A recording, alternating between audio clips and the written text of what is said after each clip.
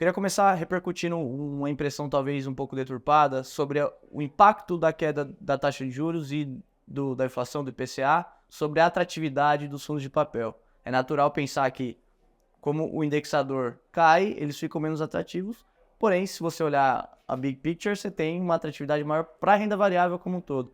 Então, eu gostaria que você contextualizasse esse panorama e as suas perspectivas nesse cenário de queda de juros para os fundos de papel.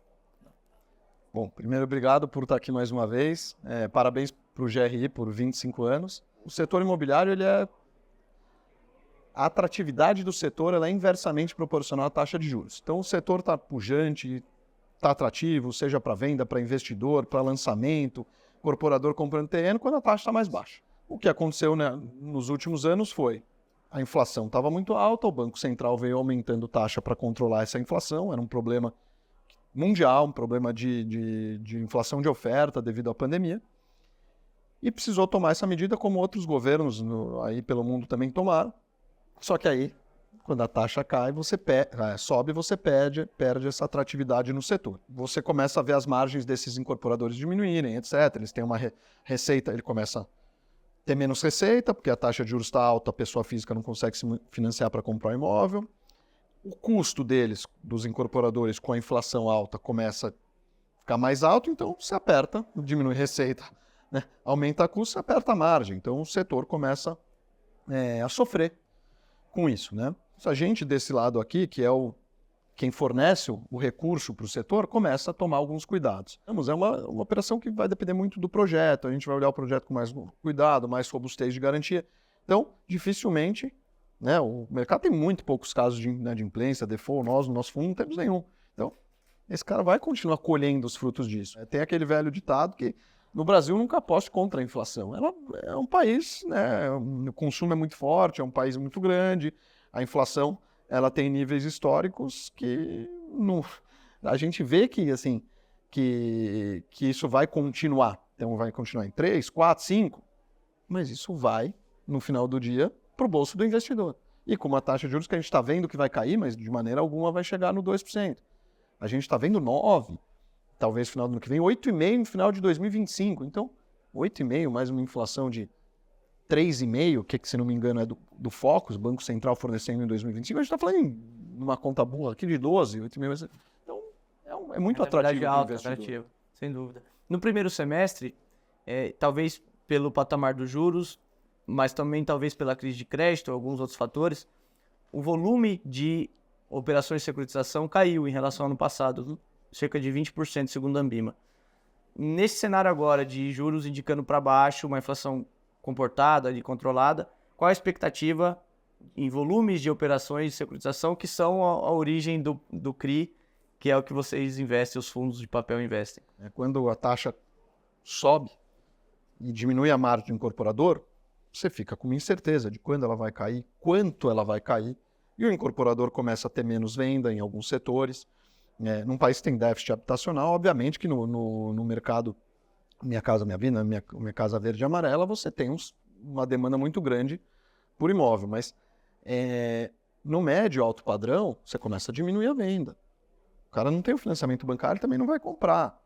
O investidor não vai, tem outros produtos que eu posso investir com menos risco, a renda fixa, taxas enormes. Então, o incorporador ele mergulha e fica esperando para ver o que vai acontecer. Isso, obviamente, faz com que ele não venha a mercado necessitando de funding para um novo projeto, por exemplo. Ele diminui os lançamentos. E como não está uma abundância de recurso no mercado, o financeiro fechou a torneirinha de crédito, que são os bancos. Vou fazer uma separação aqui.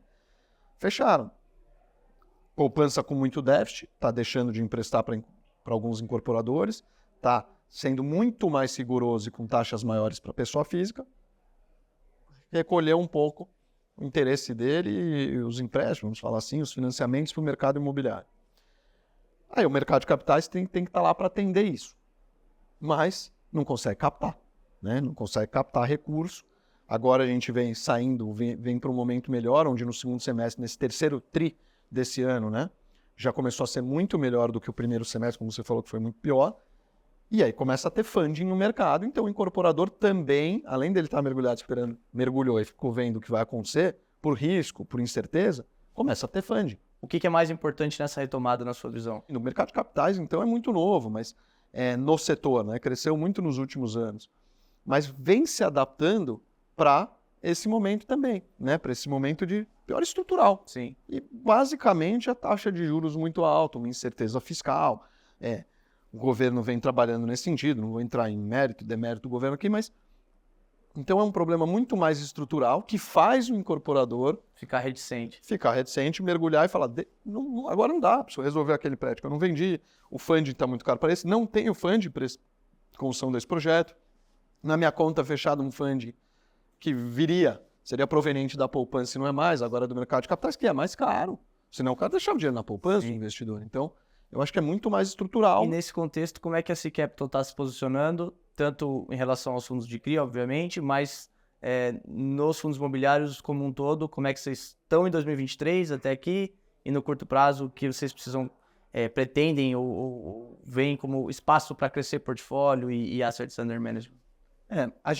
Hoje a gente tem 2 fundos, né? A ideia do conselho era voltar a fazer o desenvolvimento logístico através de uma gestora, onde a Cyrela é investidora desses ativos, mas ela pudesse, como é um segmento que demanda muito capital, ela pudesse também acessar mercado para isso. Perfeito. Esse fundo é o fundo fechado, onde você compra terreno, é quase que incorporar um galpão. Você compra terreno, desenvolve o galpão, aluga e vende. Ele tem um prazo determinado para acabar. Dentro dessa vertente, que é logística, de desenvolvimento logístico, a Cyrela a C-Capital tem olhado crescer nesse sentido. Nosso fundo tem 3 ativos, tem um ativo fora do fundo, que a gente faz a gestão, e a gente tem olhado outros. Dentro de crédito é um pouco diferente porque é um fundo perpétuo, um fundo onde não tem investidores institucionais como o desenvolvimento logístico, é um fundo para o varejo. Tem cerca de 20 operações lá dentro, são CRIs, e a gente tem um diferencial, são 17 CRIs, e a gente tem 3 operações de equity. Acho que é um diferencial do nosso fundo, trazer o know-how do teu sócio majoritário, controlador, que é a Cyrela, empregando esse know-how, podendo dar a chance para o investidor de varejo correr um risco de equity. Como ele vai colocar recurso para ser sócio de uma SPE? Às vezes não é nem questão de ter o recurso, às vezes é questão de não ter acesso ao incorporador a entrar lá. E aqui com uma cota, você vira dono de um pedaço daquilo. Então a gente tem uma tese de originação direta e a gente acaba fazendo um pouquinho de equity no fundo, hoje 10%.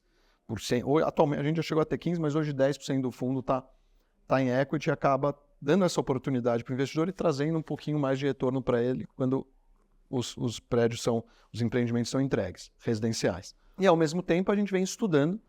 Então, a gente está lá o dia inteiro originando, o dia inteiro falando com o incorporador, a gente tem essa tese de middle market, então preciso crescer. Preciso estudar outras teses aqui, mas dentro dessa vertente de crédito. Então, acho que essas são nossas bases, sempre desenvolvimento logístico e crédito, sempre dentro do real estate, claro, mas eu acho que a gente tem internamente um comitê de novas teses onde a gente olha outras oportunidades, não temos nada definido aqui. Dentro do imobiliário, acho que logístico, claro que é um caminho natural, talvez um fundo de renda, eu acho que a gente tem estudado, não tem nada, está muito dando base nesses 2 alicerces aqui para depois virar dentro do real estate, crescer com outros teses, né?